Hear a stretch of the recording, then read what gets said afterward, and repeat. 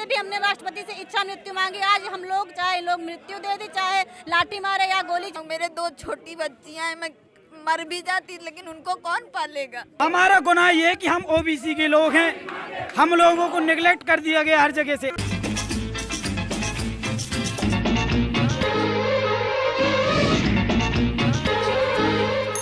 डर नहीं लग रहा? सामने बैठे हुए हैं, आपके पीछे इतने पुलिस वाले हैं, इनके हाथ में लाठियां हैं, बंदूक है, सब नजर आ रहे होंगे आपको। डर नहीं लग रहा? बेरोजगारी की लाठी से तो अच्छा है कभी इनकी लाठी से हम लोग मार खा के। वैसे भी हमने राष्ट्रपति से इच्छा मृत्यु मांगी। आज हम लोग चाहे लोग मृत्यु दे दे, चाहे लाठी मारे या गोली चलाए, चाहे जेल में डाल दे या FIR दर्ज करा दे, लेकिन हम लोग तब तक यहाँ से नहीं हटेंगे जब तक ये जियो नहीं जारी हो जाता, जब तक हम लोग यहाँ से नहीं हटेंगे। बताइए, मोदी जी साल में 2 करोड़ और मुख्यमंत्री जी 4 लाख रोजगार दे रहे हैं, तो आप लोग कौन है जो नौकरी मांग रहे हैं? सरकार की इज्जत क्यों उछाल रहे हैं आप लोग? मैम, मैं 69,000 शिक्षक भर्ती की अभ्यर्थी हूँ। बहुत विषम परिस्थितियों में मैंने मतलब पेट में बच्चा रख के लाठी खाने के बाद मतलब परीक्षा दिया। उसके बाद भी मतलब जैसे पास हुए, इतना मतलब यहाँ पे इतना घोटाला हुआ, आरक्षण खा गए लोग कि हमारी भर्ती हो ही नहीं पाई। मेरे मतलब मुझे लीवर कैंसर है, मुझे हार्निया की प्रॉब्लम है, मतलब मेरा पति मतलब कुछ करते नहीं है। बताइए मैं अपना इलाज कहाँ से कराऊँ? मेरे 2 छोटी बच्चियां हैं, मैं मर भी जाती लेकिन उनको कौन पालेगा। इलाज के लिए यही सोचा था कहीं नौकरी लग जाएगी तो कल जिंदगी बेहतर हो जाएगी, अपना भी इलाज कर लेंगे, बच्चे भी पाल लेंगे। किराए के घर से आज मायके में पड़े हैं, बहुत बेइज्जती है मैम। लोग, समाज, रिश्तेदारी, हर लोग बहुत बुरी दशा है मैम। इस तरह भ्रष्टाचार होगा तो हमारे जैसे लोगों का तो कभी उद्धार हो ही नहीं सकता।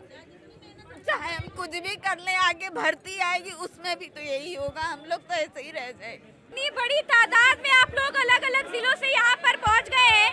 अरे जाइए घर पे, बारिश का मौसम है, पकौड़े तलिए, रोजगार मिल जाएगा क्या ये सब करके? क्या लगता है रोजगार मिल जाएगा ये सब करके? मैम, कभी यहाँ आते हैं कभी वहाँ जाते हैं, हालात ने हमको पागल बना दिया है। नहीं, हम भी अपने अध्यापक कहलाते थे। आज शिक्षक भर्ती में शिक्षा मंत्री कहते हैं कि पारदर्शिता बढ़ती गई है। अगर पारदर्शिता बढ़ती गई है तो शिक्षक भर्ती की चयन सूची कहाँ है? हम लोग माल केवल यही कर रहे हैं कि अगर चयन सूची सही है तो आप जारी क्यों नहीं कर देते हैं। उन्होंने कहा था 4 दिन का समय लिया था, आज 4 नहीं 14 दिन हो गए। आप देख रही हैं इस सर्द मौसम में बरसात हो रही है, धूप है, हम लोग यहाँ वहाँ भटक रहे हैं, हमें कहीं न्याय नहीं मिल रहा। देखिए, बाहर बरसात हो रही है और यहाँ पर आपको नजर आ रहा होगा कि ये बेरोजगार लोग हैं जिन पर मुसीबतों की बरसात हो रही है। न जाने किस किस स्थिति में ये लोग अलग अलग जिले से यहाँ पर पहुँचे होंगे। कैसे पहुँचे आप लोग यहाँ पर? कहाँ से आए हैं? हम आए हैं महोबा जिले से।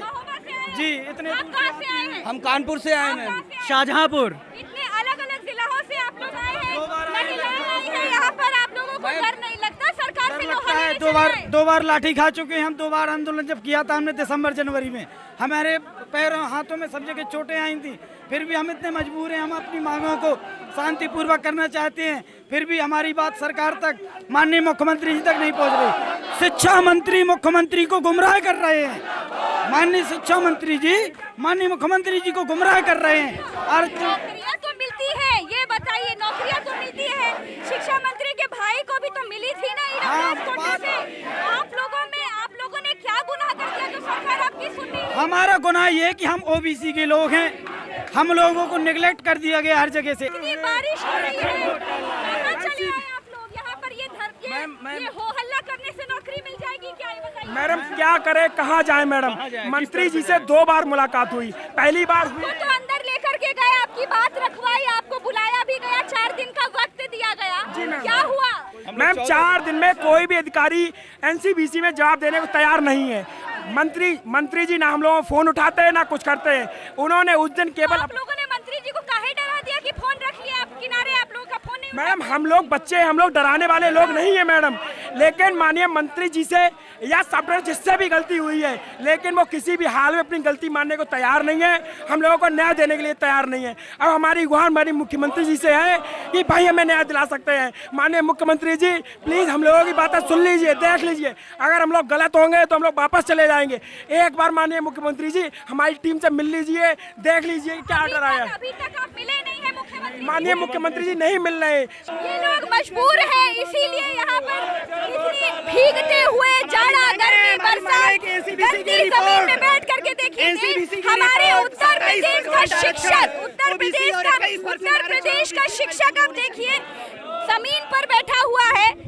वो जमीन जो मिट्टी से भरी हुई है, आप लोग जमीन पर कहाँ बैठ गए? आप लोग तो कलम लेकर चलने वाले। मैम हम लोग आज विद्यालय में होना चाहिए था हमें, लेकिन डीजी और शिक्षा मंत्री महोदय की वजह से आज हम लोग इस बरसात में जमीन पे पड़े हुए हैं। मैम 22 तारीख से हम लोग यहाँ लगातार धरना दे रहे हैं। जब हम लोग शिक्षा मंत्री जी के यहाँ गए, शिक्षा मंत्री ने कहा डीजी साहब से कि 4 दिन के अंदर आपको रिपोर्ट दे दिया जाएगा, अगर आपके पास अन्याय हुआ है तो आपके साथ अन्याय होने नहीं दिया जाएगा। लेकिन 4 दिन के बाद अलग किया है, 14 दिन हो गए, कोई हमारी सुध लेने नहीं आया है। हम डीजी महोदय से बात करते हैं, लेकिन मेरी बात सुनने के लिए वो तैयार नहीं होते हैं। हमें आरक्षण देना चाहिए, अगर नहीं देंगे तो हम लोग यहीं मर जाएंगे, फांसी लगा लेंगे, लेकिन यहाँ से जाएंगे नहीं।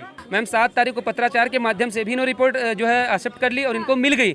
उसके बाद इन्होंने कहा था, माननीय बेसिक शिक्षा मंत्री सतीश द्विवेदी जी के शब्द थे कि हम 4 दिन में, ज़्यादा नहीं सिर्फ 4 दिन आपसे मांग रहे हैं, 4 दिन में हम पूरा इसकी जांच पड़ताल करवा के आयोग को जवाब सबमिट करवा देंगे। आज चाहे सचिव बेसिक शिक्षा परिषद हो, चाहे डायरेक्टर हो, हम लोग उनसे मिलने जाते हैं, मैम कोई मिलने को तैयार नहीं है। और तो और सचिव साहब यहाँ कहते हैं कि हमारे हाथ में कुछ नहीं है, जो भी आप डीजी और मंत्री जी से संपर्क करिए। मैं कैमरे के सामने बोल रहा हूँ, सचिव साहब ने, प्रताप सिंह बघेल सर ने ये बात बोली है कि मेरे हाथ में कुछ नहीं है, गलत हुआ है तो उसको हम कुछ नहीं कर सकते। आप डीजी साहब से मिलिए, आप मंत्री जी से मिलिए, जब तक वो नहीं कहेंगे हम कुछ नहीं कर सकते। आप बताइए हम इन हालातों में कहाँ जाएं? हम शांति से, हम महीने से पढ़े, कोई नहीं सुन रहा है, इसलिए हम लोग आज यहाँ इकट्ठा हुए हैं। देखिए गाड़ी आ गई है, गाड़ी वहाँ पर खड़ी हुई है, मुझे लगता है कि ये आपको लेकर जाएंगे। बिल्कुल ले जाएं, उनका वो ड्यूटी करें, उनकी ड्यूटी में हम लोग कुछ नहीं करेंगे। लेकिन अगर उनको ऐसा लगता है कि हम गलत कर रहे हैं, हम अपनी गलत मांग करें, उनको हमको उठा के जहाँ ले जाना हो, चाहे जेल में डालना हो, चाहे मुकदमे करना हो, हम लोग मैम सबके लिए तैयार है, क्योंकि हमारे पास कोई रास्ता बचता नहीं है। हम लोग यहाँ से नहीं जाएंगे मैम, हम लोग लोहा लेने चले आए जी।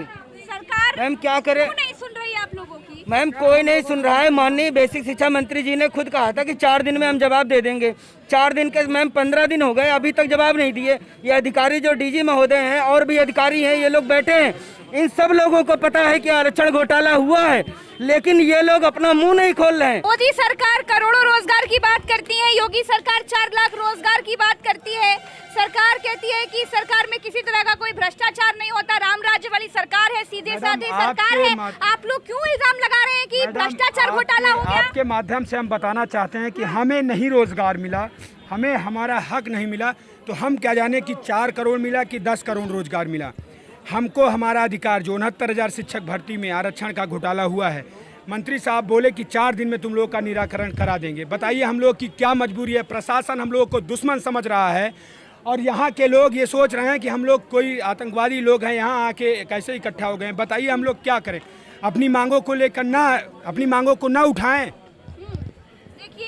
पूरी तरीके से प्रशासन